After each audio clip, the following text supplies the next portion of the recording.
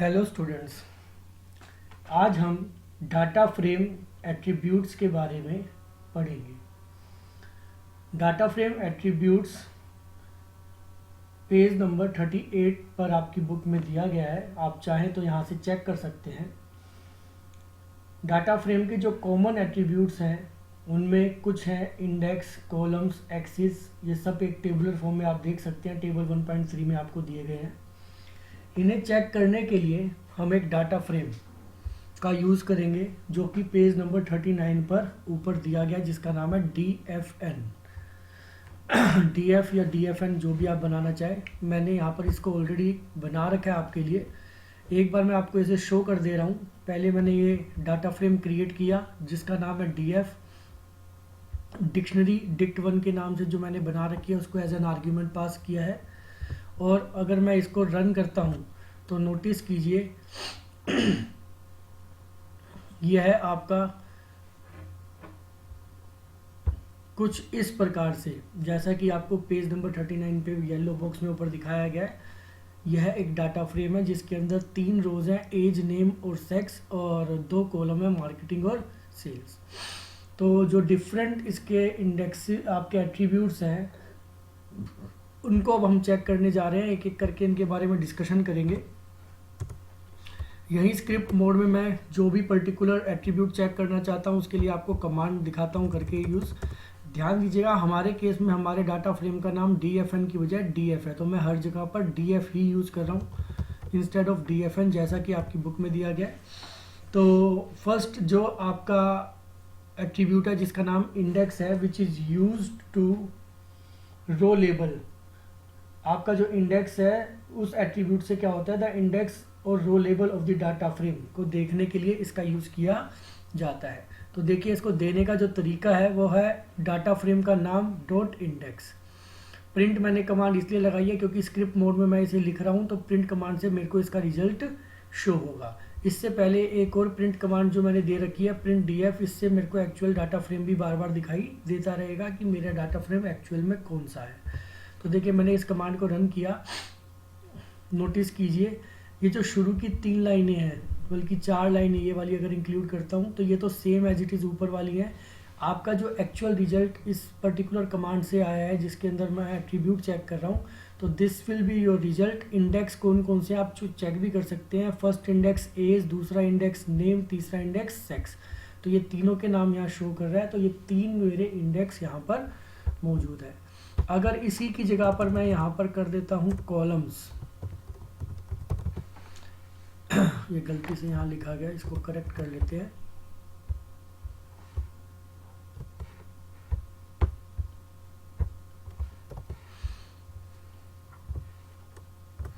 तो नोटिस कीजिए, अब देखिए, अब जो है यहाँ पे वर्ड तो इंडेक्स ही यूज हो रहा है, बट ये कॉलम्स के नाम को दिखाए शो कर रहा है, that is marketing and sales. 2 column है, दोनों के नाम यहाँ पर दिखा रहा है। तो ध्यान दीजिएगा, ये जो आपके कॉलम नाम होते हैं कॉलम इंडेक्स कहलाता है। जो रो के इंडेक्स होते हैं उन्हें हम रो इंडेक्स या सिर्फ इंडेक्स कह देते हैं। तो ये भी आपके इंडेक्स है, बट ये कॉलम इंडेक्स है जो कि कॉलम वर्ड है एट्रीब्यूट, इससे यूज किए जाते हैं।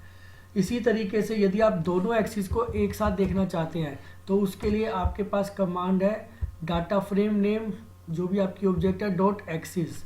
अगर ऐसा करके आप रन करते हैं अपने प्रोग्राम को तो दोनों को साइमल्टेनियसली दिखाएगा। नोटिस कीजिए, index age name sex and index marketing sales. First place पे रो इंडेक्स है, सेकंड प्लेस पे कॉलम इंडेक्स है, दोनों को शो कर रहा है। तो दोनों को देखने के लिए इसका यूज किया जाता है। नेक्स्ट है डी टाइप। डी टाइप का मतलब होता है डाटा टाइप। तो अगर आप चेक करना चाहते हैं कि कौन सी डाटा टाइप है आपकी डाटा फ्रेम की, ऑब्वियस बात है ऑब्जेक्ट डाटा टाइप कहलाएगी ये यहाँ पर, तो उसे चेक करने के लिए आप इस कमांड का यूज़ कर सकते हैं। ये शायद कमांड में कहीं गलती रह गई है, डी टाइप्स, सॉरी स्पेलिंग गलत लिख दी है, एस और आएगा यहाँ पर, डी टाइप्स। तो इसको अगर हम करते हैं तो ये आपकी डाटा टाइप्स को शो करेगा। नोटिस कर सकते हैं आप, यहाँ तक तो ये आपका डाटा फ्रेम ही शो कर रहा है पहली 4 लाइनों के अंदर। उसके बाद marketing object type, sales object type. तो इसे चेक करने के लिए आप डी टाइप का यूज़ करते हैं। 2 कॉलम्स है, दोनों की डाटा टाइप ऑब्जेक्ट है, तो ये ऑब्जेक्ट शो कर रहा है कि एक तरीके से इन्हें एक ऑब्जेक्ट कंसीडर किया जा रहा है। नेक्स्ट है आपका साइज। अगर आप साइज चेक करना चाहते हैं कि भाई आपका डाटा फ्रेम कितने साइज का है, टोटल नंबर ऑफ एलिमेंट्स कितने हैं, ठीक है, लिखा हुआ है return an int representing the number of elements in an object के लिए इसका यूज़ किया जाता है। तो यह हमें शो करता है कि टोटल 6 एलिमेंट्स है। जैसा कि आप चेक करें तो 1 2 3 4 5 6 टोटल 6 एलिमेंट्स हैं आपके पास यहाँ पर जिसका कि ये यूज़ कर रहा है। नेक्स्ट आपका जो एट्रीब्यूट है उसका नाम है शेप। तो अगर आप करते हैं शेप तो ये आपको शेप शो करेगा कि इसकी शेप क्या है, डैट मीन्स कितने रोज और कितने कॉलम्स हैं। तो अगर हम इसका यूज़ करते हैं तो देख सकते हैं यहाँ पर हमारे पास आंसर आ रहा है 3 रोज हैं 2 कॉलम्स है। तो this is known as the shape. तो शेप जो आपका एट्रीब्यूट है रिटर्न से tuple representing the dimensionality of the data frame. Dimensions क्या क्या है, 3 रोज एंड 2 कॉलम्स है, तो ये उसको स्पेसिफाई करता है, उसको चेक करता है। नेक्स्ट आपका जो एट्रीब्यूट है उसका नाम है एंडिम। एंडिम का मतलब है नंबर ऑफ डायमेंशंस। तो नंबर ऑफ डायमेंशंस को चेक करने के लिए हम चाहें तो एंडिम का यूज़ कर सकते हैं। तो देख सकते हैं यहाँ पर आंसर आ रहा है 2 का मीन्स है टोटल 2 डायमेंशन है। ऑब्वियस बात है डाटा फ्रेम एक आपका 2 डायमेंशनल ऑब्जेक्ट है, तो ये आपके टोटल डायमेंशन कितनी शो कर रहा है, 2 शो कर रहा है। इसके बाद एक अनदर एट्रीब्यूट है जिसका नाम है आपका एम्प्टी। एम्प्टी जो एट्रीब्यूट है वो चेक करने के लिए होता है कि जो आपने डाटा फ्रेम बनाया है कहीं वो एम्प्टी तो नहीं है। अगर एम्प्टी होगा तो ट्रू शो करेगा, अगर एम्प्टी नहीं होगा तो फॉल्स शो करेगा। तो चेक करते हैं एक बार, हमने इसको रन किया तो हमारे पास आंसर आ रहा है फॉल्स। इट मीन्स कि जो हमारा डाटा फ्रेम है वो एम्प्टी नहीं है। अगर ट्रू आता तो एम्प्टी होता, फॉल्स आ रहा है तो एम्प्टी नहीं है। तो ऑब्वियस बात है, आप देख भी सकते हैं हमारे पास ये डाटा फ्रेम बना हुआ है जिसके अंदर हमने कुछ वैल्यूज़ प्रोवाइड कर रखी है। तो इस तरीके से इसे चेक करने के लिए आप एम्प्टी का यूज़ कर सकते हैं, whether it is an empty data frame और ये फील्ड है। फील्ड का मतलब इसमें कुछ वैल्यूज़ दे रखी है। तो इस तरीके से अगर चाहें तो हम इसका यहाँ पर यूज़ कर सकते हैं। नेक्स्ट आ जाते हैं एक another, getting number of rose in A data frame. अगर आप ये चेक करना चाहते हैं कि आपके डाटा फ्रेम के अंदर टोटल कितनी जो है रोज है, तो ऐसा करने के लिए हमारे पास एक फंक्शन है जिसका नाम है लेन।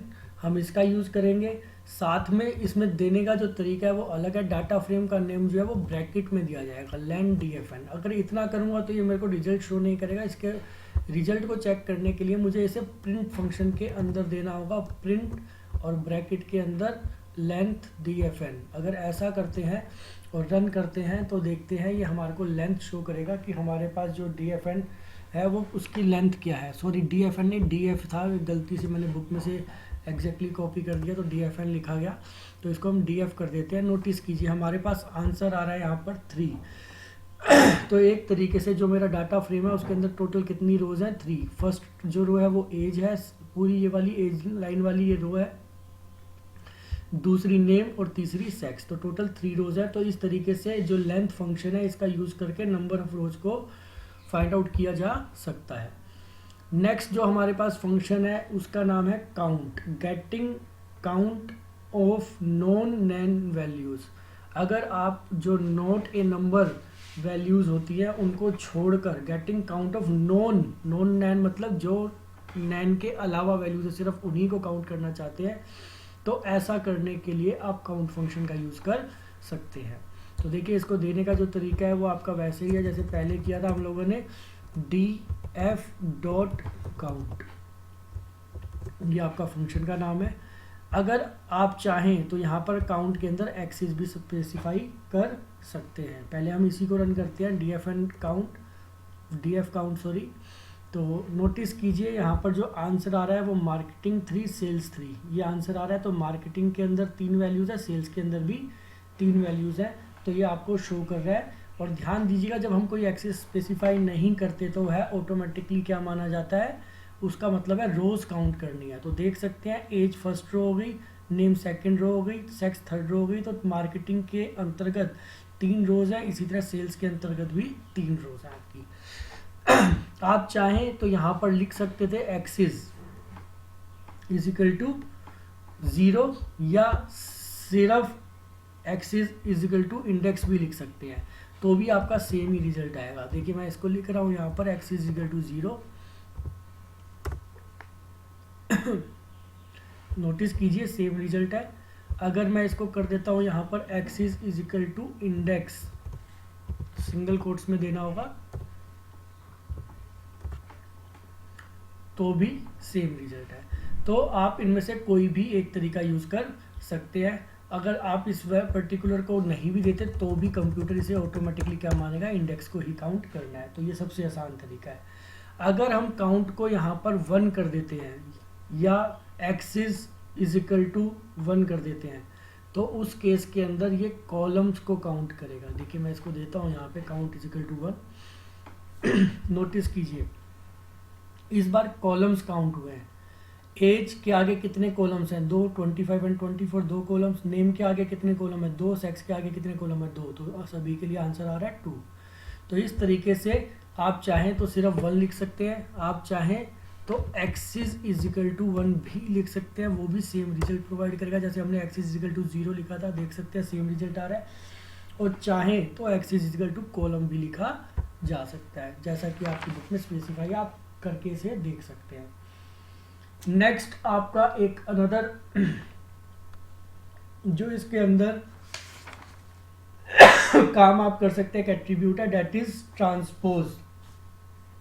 तो इसके लिए आपको क्या करना होगा, df.T यूज करना होगा। डाटा फ्रेम को हम ऑलरेडी काफ़ी बार प्रिंट करा चुके हैं, आप देख चुके हैं। ये हमारा ओरिजिनल डाटा फ्रेम है जो मैंने अभी सेलेक्ट किया है।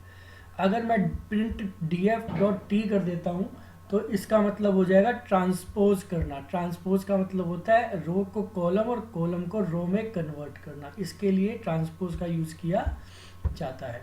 तो देखिए मैं इसको यहाँ पर F5 करके रन करके दिखाता हूँ। ये बाई चांस एक ब्रैकेट रह गया, इसको बंद कर देते हैं यहाँ पर।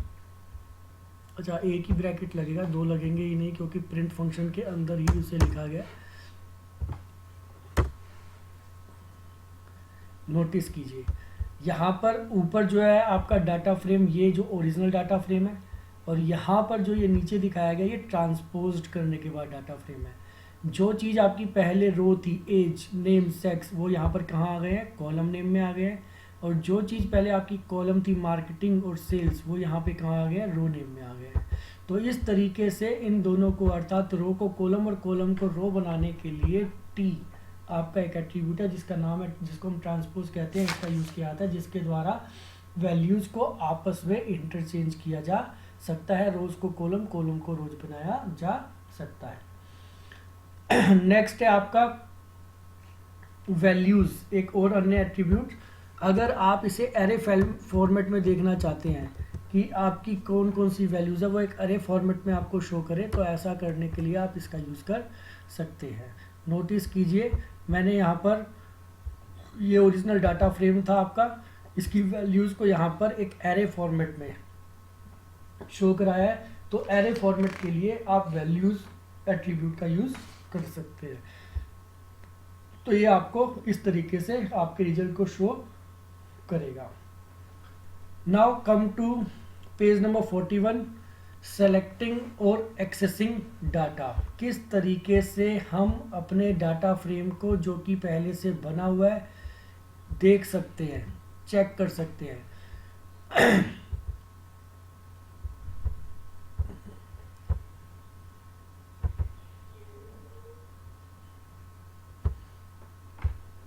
ये देखिए यहाँ पर एक डाटा फ्रेम है।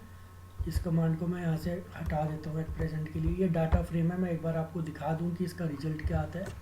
ये आपका पेज नंबर 41 पे दिखा भी रखा है बना के, आप चेक करिए। यही सेम डाटा फ्रेम है जिसका नाम है DTF5। तो ये हमने क्रिएट कर लिया, ऑलरेडी मेरे पास बना हुआ है, मैंने आपको शो कर दिया। ये आपका नीचे यहाँ पर डाटा फ्रेम शो हो रहा है, ये आपका डाटा फ्रेम है। अब इस डाटा फ्रेम के थ्रू हम एक्सेस करना सीखेंगे। नंबर 1, सेलेक्टिंग और एक्सेसिंग एक कॉलम। कैसे किसी कॉलम को एक्सेस किया जा सकता है। तो ध्यान दीजिएगा, जब आप किसी कॉलम को एक्सेस करना चाहते हैं तो इसके लिए आपके पास जो कमांड है, दैट इज डाटा फ्रेम का नाम, जैसा कि हमारे केस में डाटा फ्रेम का नाम है DTF5, और कैपिटल ब्रैकेट के अंदर, सिंगल कोट्स के अंदर आपको उस पर्टिकुलर कॉलम का नाम बताना होता है जिसको कि आप एक्सेस करना चाहते हैं। तो देखिए मैंने ये इस तरीके से लिखा। अगर मैं इतनी कमांड रन करूँगा तो ये मेरी इंटरेक्टिव मोड में चलेगी यहाँ पर अगर लिखता और यहीं डाटा फ्रेम बनाया होता। लेकिन अगर मैं स्क्रिप्ट मोड में लिख रहा हूँ तो मुझे इस कमांड को प्रिंट फंक्शन के अंदर लिखना होगा ताकि कि ये मुझे रिजल्ट को डिस्प्ले कराए। तो ये मेरा पूरी कमांड हो गई, मैंने इसको रन किया। नोटिस कीजिए dt, अच्छा ये स्पेलिंग गलत हो गई है, DFT हो गई है, DTF की जगह इसको करेक्ट कर लेते हैं, यहाँ पर DTF कर लेते हैं। अब इसको रन करते हैं।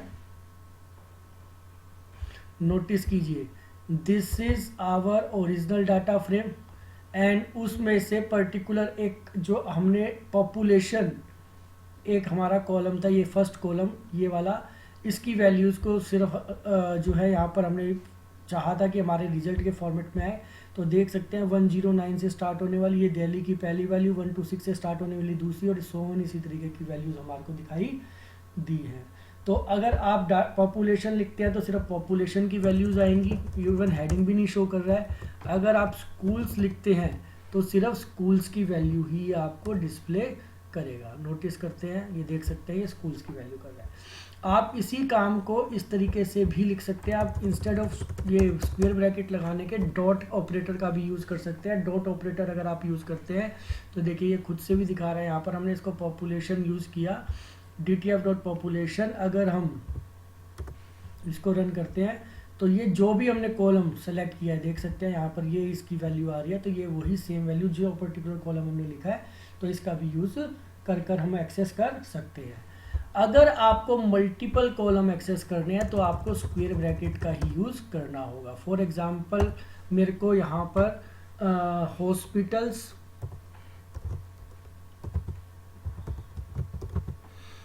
और साथ ही साथ स्कूल्स कॉलम की वैल्यू चाहिए। तो आपको जो जो कॉलम चाहिए, मल्टीपल कॉलम्स मीन्स जो जो चाहिए उनके नाम लिखने होंगे। और फिर अगर आप रन करते हैं ये डबल बाई चांस यहाँ लग गया इसलिए एरर दे रहा है। अब इसको करेक्ट कर दिया हमने, क्लोजिंग पैरेंथेसिस। अच्छा एक हमारा स्क्वायर ब्रैकेट हम लगाना भूल गए हैं। अब ये कंप्लीट हो गया। अब रन करते हैं इसको। अब क्या गलती आ गई, DTF5 डॉट लगाना, अच्छा डॉट तो लगेगा ही नहीं इसके अंदर। DTF5 हॉस्पिटल्स कॉलन स्कूल्स की एरर, हॉस्पिटल्स और स्कूल्स। एक सेकंड इसे चेक करते हैं हम, इस पर कहीं एरर शो कर रहा है। अच्छा ये आपका डबल ब्रैकेट में आएगा। एक चीज़ जो ध्यान रखनी है, लिस्ट के अंदर लिस्ट देनी होगी आपको। तो आप यहाँ पर इसको लिस्ट के अंदर लिस्ट फॉर्मेट में देंगे। अब ये रन करेगा क्योंकि जब मल्टीपल वैल्यूज़ देंगे तो वो लिस्ट में शो की जाती है। ये देखिए अब ये रिजल्ट शो कर रहा है, हॉस्पिटल और स्कूल्स दो चीज़ें यहाँ पर शो कर रहा है। तो ध्यान दीजिएगा जब आप मल्टीपल कॉलम्स को एक्सेस करना चाहेंगे तो उस केस के अंदर आपको एक पहले वाला स्क्वायर ब्रैकेट तो लगाना ही है, साथ में उसको दोबारा से एक लिस्ट, मतलब एक सिंगल आर्ग्यूमेंट पास करना चाहते हैं इसलिए दोबारा से एक लिस्ट फॉर्मेट के अंदर ही देना है। तो ये हमें इस तरीके से रिजल्ट को शो करेगा। पेज नंबर 42 के ऊपर आ जाएं। नीचे दिया गया है selecting accessing a subset from a data frame using row और कॉलम नेम्स। अगर आप रोज और कॉलम नेम्स को एक्सेस करना चाहते हैं तो भी आप एक्सेस कर सकते हैं। करने का तरीका यहाँ पर दिया गया LOC ऑपरेटर। एक तरीका अभी हमने सीखा, इसके अलावा एक अनदर तरीका जिसके अंदर LOC या ILOC दो ऑपरेटर हैं, उनका यूज़ करके भी ऐसा किया जा सकता है, जिसमें हम सबसेट ऑफ डाटा फ्रेम मतलब कुछ रोज या कुछ कॉलम्स को उनके नाम के थ्रू एक्सेस कर सकते हैं। तो एक बार देखते हैं कि ये किस तरीके से वर्क करेगा। अगेन वही है, प्रिंट कमांड तो आपको रिजल्ट शो करने के लिए देनी ही है। देन आपके डाटा फ्रेम का नाम डेट इज DTF5 हमारे केस में .LOC इस ऑपरेटर का हमने यूज़ करना है। और स्क्वायर ब्रैकेट के अंदर हमें वैल्यूज़ प्रोवाइड करनी है जिस रो को देखना है। फॉर एग्जांपल मैं दिल्ली जो रो है उसको देखना चाहता हूँ और उसके अंदर जितने भी एलिमेंट्स हैं सभी को देखना चाहता हूँ। तो उसके लिए मुझे ये कमांड देनी होगी, दिल्ली सिंगल कोट्स के अंदर रो का नाम कोमा कॉलन, कॉलन का मतलब सभी कॉलम्स देखना चाहता हूँ। ये ध्यान रखना कि ये कॉलन लगाना आवश्यक है, मैंडेटरी है। अगर आप ऐसा नहीं करते तो उस केस के अंदर वो कॉलम्स नहीं दिखाएगा। तो आपको ये यहाँ पर दोबारा से मैं रन करता हूँ।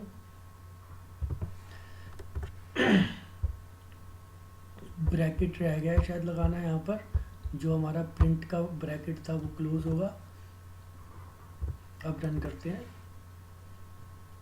ये देखिए, तो ये जो आपकी दिल्ली है, दिल्ली के आगे पॉपुलेशन के अंदर वैल्यू है, हॉस्पिटल के आगे 189 है और स्कूल के आगे 7916 है। तो ये वैल्यूज इस तरीके से शो कर रहा है। तो इस तरीके से किसी पर्टिकुलर रो की वैल्यू को देखने के लिए LOC ऑपरेटर का यूज़ किया जा सकता है। अगर आप मल्टीपल रोज देखना चाहते हैं तो यहीं पर कोमा से पहले कॉलन लगाकर जहां तक आप देखना चाहते हैं, फॉर एग्जांपल कोलकाता तक देखना चाहते हैं, तो यहाँ पर आप उसका भी नाम दे देंगे। मतलब जितनी रोज देखने हैं, स्टार्टिंग रो और साथ ही एंडिंग रो, दोनों को आपने स्पेसिफाई करना है। इवन जो कॉलन पहले लगा हुआ था कोमे के बाद, वो एज इट इज़ लगा रहेगा। तो देखिए, अगर मैं इस कमांड को रन करता हूँ तो ये मल्टीपल कॉलम्स को शो कर रहा है। देखिए टोटल कॉलम, सॉरी मल्टीपल रोज को शो कर रहा है। टोटल रोज कितनी है हमारे ओरिजिनल डाटा फ्रेम में? 4, लेकिन हमने लिखा दिल्ली कोलन कोलकाता, तो 3 बनती हैं हमारी रो। तो दिल्ली मुंबई कोलकाता, तो बीच की भी जो रो है वो भी हमारे को शो करेगा। तो इस तरीके से LOC ऑपरेटर का यूज़ मल्टीपल कॉलम्स को एक्सेस करने, सॉरी मल्टीपल रोज को एक्सेस करने के लिए किया जाता है। इवन चाहे तो हम इसी तरीके से कॉलम्स को भी एक्सेस कर सकते हैं। कॉलम्स को एक्सेस करने के लिए हमें क्या करना होगा? फर्स्ट प्लेस को ब्लैंक छोड़ना होगा, डेट मीन्स कॉलन करना होगा। और सेकंड प्लेस के ऊपर जैसे हम पहले रोज का नाम दे रहे थे, इसी तरीके से स्क्वायर ब्रैकेट के अंदर हमें कॉलम्स का नाम देना होगा। जैसे कि पॉपुलेशन कॉलन, अगर मान लीजिए मैं 2 ही देखना चाहता हूं तो सेकंड कॉलम का नाम दे देते हैं हॉस्पिटल्स।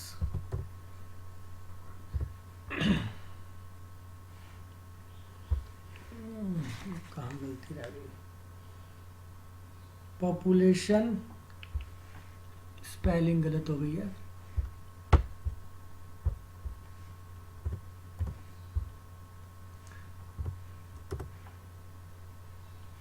ये देखिए, तो ये 2 कॉलम्स जो है सिर्फ शो कर रहा है और सभी रोज शो कर रहा है।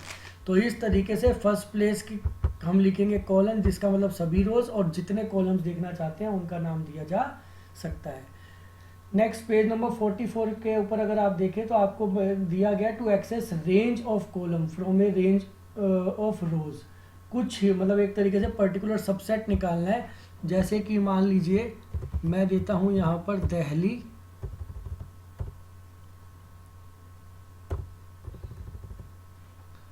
से लेकर मुंबई दे देते हैं मान लीजिए।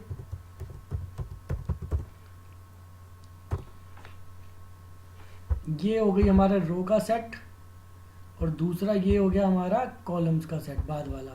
तो अगर मैं इस कमांड को रन करता हूँ तो ये इसका सबसेट हमें शो करेगा। बीच में कॉल, ये गलती से डबल लग गया हमारा, इसको सिंगल कर देते हैं। ये देखिए, population hospital 2 column, Delhi Mumbai 2 रो, और उनका जो आपका क्रॉस सेक्शन है उसकी वैल्यूज आ रही हैं। तो ये एक सबसेट हमें शो कर रहा है जिसके द्वारा हम ये वैल्यूज देख पा रहे हैं। इसी तरीके से अगर हम चाहें तो ILOC का भी यूज कर सकते हैं। ILOC अगर हम देते हैं तो उस केस में हमें इन वैल्यूज को देने की जरूरत नहीं है। हम चाहें तो इंडेक्स नंबर दे सकते हैं, मतलब पूरा रो का या कॉलम का नाम नहीं देना। जैसे कि अगर मैं देता हूँ 0:2 कोमा में 1:3, तो ध्यान दीजिएगा जो हमारा डाटा फ्रेम आता है उसके अंदर 0:2 का मतलब हो गया दिल्ली मुंबई, पहली रो 0th row and first row, और फर्स्ट 3 का मतलब हो गया पहला कॉलम हॉस्पिटल, दूसरा कॉलम स्कूल। पॉपुलेशन नहीं आएगा, ध्यान रखिएगा जो नंबर या लास्ट दिया होता है वो इंक्लूड नहीं होता। तो यहाँ पर 0:2 में 0 और 1, 1:3 के अंदर 1 और 2 आएगा, थर्ड नज़र नहीं आएगा। 0 हमने दिया ही नहीं, तो 0 पॉपुलेशन वाला कॉलम नहीं आएगा। तो रन करते हैं एक बार इसको। नोटिस कीजिए Delhi Mumbai, that means 0 column and first column, and इसी तरीके से हॉस्पिटल, स्कूल, ये जीरोथ कॉलम है, ये शो नहीं हो रहा, first column hospital, second column school, तो इनका इंटरसेक्शन जो होता है वो रिजल्ट के रूप में आ रहा है। ध्यान दीजिएगा, the only difference between LOC and ILOC is, LOC के अंदर हमें नाम देने होते हैं, जब हमें नाम स्पेसिफाई होते हैं तो हम एलओसी का यूज़ करते हैं, बाई चांस हम नाम भूल गए या याद नहीं है हमें, तो आईएलओसी का यूज़ करके हम इंडेक्सिंग, जो ओरिजिनल इंडेक्सिंग होती है 0 1 2 3 या कॉलम और रो के लिए, उसका यूज़ करके भी एक्सेस कर सकते हैं। इसी तरीके का इसका एक एग्जांपल पेज नंबर 45 पे न्यू डाटा फ्रेम डीएफ की सहायता से दिया गया है, आप इसको भी रीड करके चेक कर सकते हैं, जिसके अंदर ये बताया गया कि किस तरीके से हम इन दोनों को डाटा फ्रेम को एक्सेस कर सकते हैं। अगर आपको इंडिविजुअल आइटम एक्सेस करनी है तो ऐसा करने के लिए भी हमारे पास ऑप्शन है, उसको हम नेक्स्ट क्लास के अंदर डिस्कस करेंगे, जो कि आपको बताया जाएगा कि किस तरीके से इंडिविजुअल आइटम को भी एक्सेस किया जा सकता है। Thank you.